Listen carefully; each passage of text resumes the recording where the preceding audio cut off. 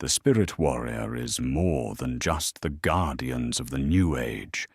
They are the re-emergence of the protectors of days long since past. The universal force has gifted knowledge of the way to those who seek balance for time immeasurable. From the Shaolin warrior monks to the samurai of feudal Japan, from the yogis of India to the spiritualists of the modern times, these secrets have been revealed a piece at a time, and often isolated from the ears of others. We now live in an age of connection and nearly infinite information. Because of this, we now have access to the lessons of those who came before. These words are our teachers along this new era, and as such should be studied in great depth. Some of the greatest teachings have even come through inspired works of fiction, at times transmitted in a way from the universe to the world that would have the greatest effect.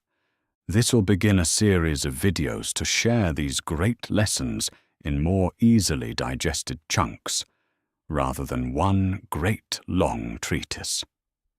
We will begin with the 5 mind states all spirit warriors should strive to achieve.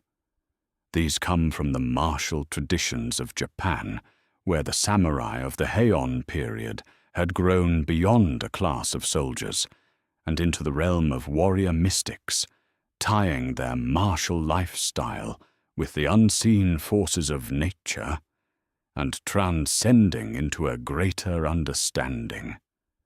The first mind state is Shoshin, the initial mind, or beginner's mind. This mind state is one meant to remind the spirit warrior that no matter how long they walk the way or how much knowledge they attain, they must never fall to the hubris of the ego, and remember that there is always more to learn on the way. This is seen most completely when someone is being taught something complex by someone of a younger age, or perceived inferiority. There is a famous Zen lesson of a Zen master and highly educated man, and an overflowing teacup that we have all heard many times. This is a lesson for maintaining the beginner's mind. However, we must not look at this lesson too simply. When the Zen master politely admonishes the know-it-all that he must empty his cup, that does not mean to throw the contents on the ground. We are supposed to gain knowledge and understanding. When our cups are full, we are meant to drink their contents in and allow the metaphorical tea to become part of us before reaching for more knowledge. The next mind state is Zonshin, the lingering mind or remaining mind. This is a state of active awareness where the spirit warrior is meant to observe the aftermath of an event. Should the warrior have to physically act in defense of another, this is simply keeping an eye on the aggressor to be sure they do not resume their assault.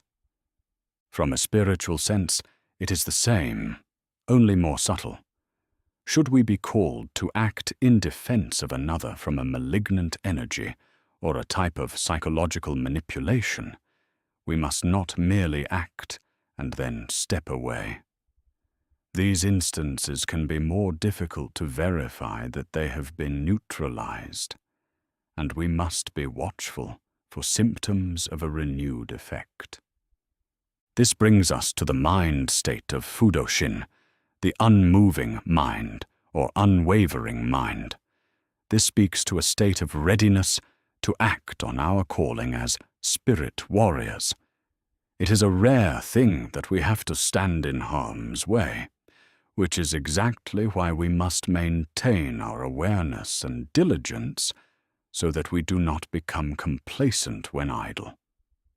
This also grows into the way we carry ourselves before, during, and after a situation where we are called to act.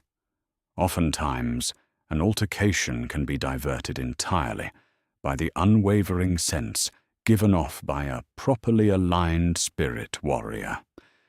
This involves standing fearlessly, which leads to a fabulous poem from fiction that will be covered later in this series.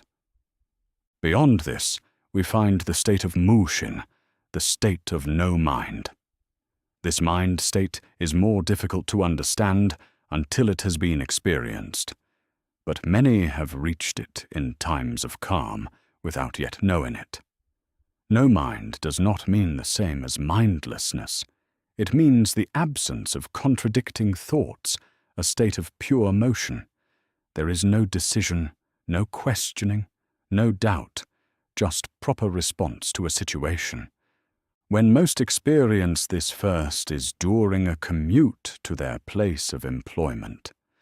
When conditions are normal, and there is nothing out of the ordinary about the trip, many will experience a point where they do not have any memory of the trip. That is because there was nothing to react to outside of the natural flow of the process. If something odd happens during the commute, they snap immediately into action, only realizing what they were experiencing moments after the fact.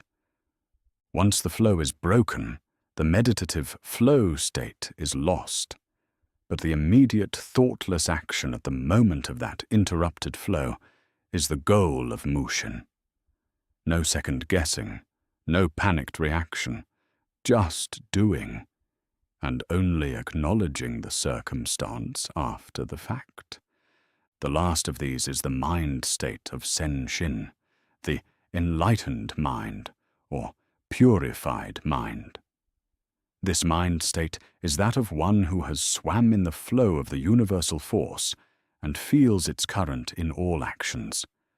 This state of mind is where the spirit warrior's intuition is sharpened to supernormal levels, and they often develop an empathic state so precise that it borders on telepathy. This state is fleeting, as it should be. It would be of significant detriment to functioning in the daily world, as it often expresses itself in ways beyond words, and can be a bit unnerving to the unknowing. Like and share this video if the words ring true in your soul, and subscribe to the channel to continue on the way of the spirit warrior. Trust the flow of the universal force, and it will never lead you astray.